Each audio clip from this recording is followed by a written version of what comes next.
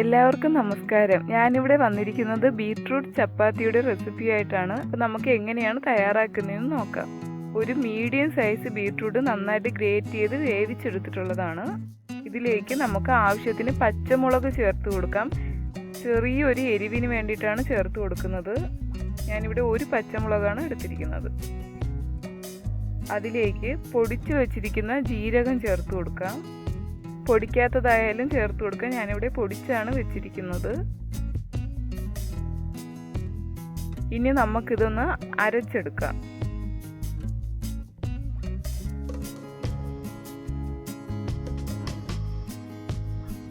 അതിന് വേണ്ടിയിട്ട് ജാറെടുത്ത് വയ്ക്കുക. ഇതിലേക്ക് കൂട്ട് ചേർത്ത് കൊടുക്കുക.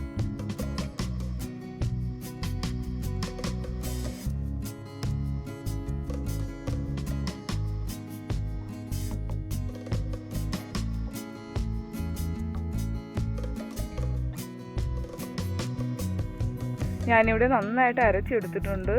ഇതുപോലെ വേണം അരച്ചെടുക്കാൻ. ഇനി നമുക്കിതൊന്ന് പാത്രത്തിലേക്ക് ഒഴിച്ചു കൊടുക്കാം.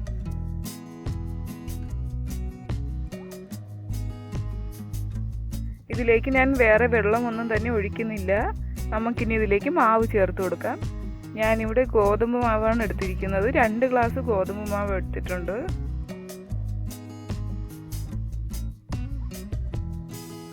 ആവശ്യത്തിന് ഉപ്പ് ചേർത്ത് കൊടുക്കുക.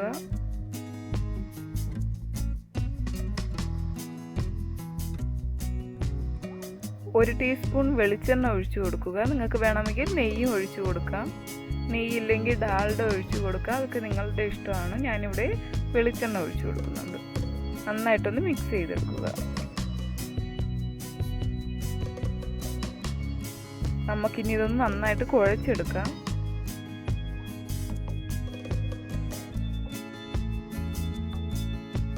നന്നായിട്ട് കുഴച്ചെടുത്തിട്ടുണ്ട്. വെള്ളമൊന്നും ചേർത്ത് കൊടുത്തിട്ടില്ല. ബീട്രൂട്ടിൻ്റെ വെള്ളം തന്നെയാണ്.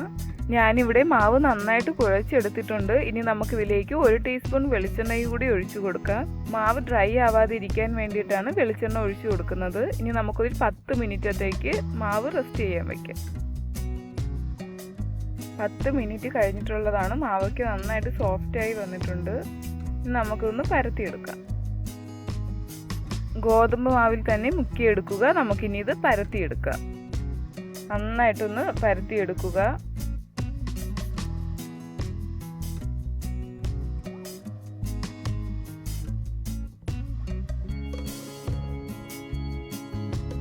ഒരു ഷേപ്പൊന്നും ആയിട്ടില്ല, എന്നാലും കുഴപ്പമില്ല. ഞാൻ പരത്തിയെടുത്തിട്ടുണ്ട്.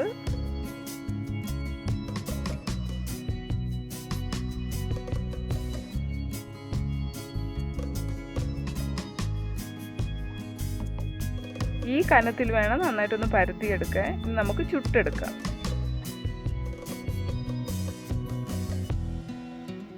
ഇനി നമുക്ക് ചപ്പാത്തി ചുട്ടെടുക്കാം. ലേശം വെളിച്ചെണ്ണ തടവി കൊടുക്കുക. അതിലേക്ക് ചപ്പാത്തി ഇട്ട് കൊടുക്കുക. മറിച്ചും തിരിച്ചും ഇട്ട് നന്നായിട്ടൊന്ന് ചുട്ടെടുക്കുക.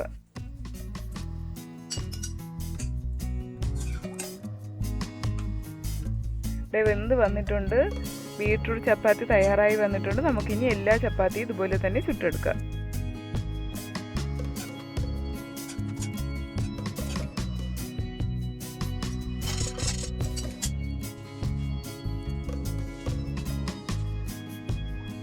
എല്ലാവരും തീർച്ചയായും തയ്യാറാക്കി നോക്കണം. കുട്ടികൾക്കൊക്കെ വളരെയധികം ഇഷ്ടമാവുന്ന ഒരു റെസിപ്പിയാണ്. ചപ്പാത്തി കഴിക്കാത്ത കുട്ടികളൊക്കെ കളർ കണ്ടെങ്കിലും ചപ്പാത്തി കഴിക്കും. എല്ലാവരും തയ്യാറാക്കി നോക്കണം. എൻ്റെ വീഡിയോ ഇഷ്ടമായെങ്കിൽ ഷെയർ ചെയ്യുക, ലൈക്ക് ചെയ്യുക, കമൻറ്റ് ചെയ്യുക. Thank you.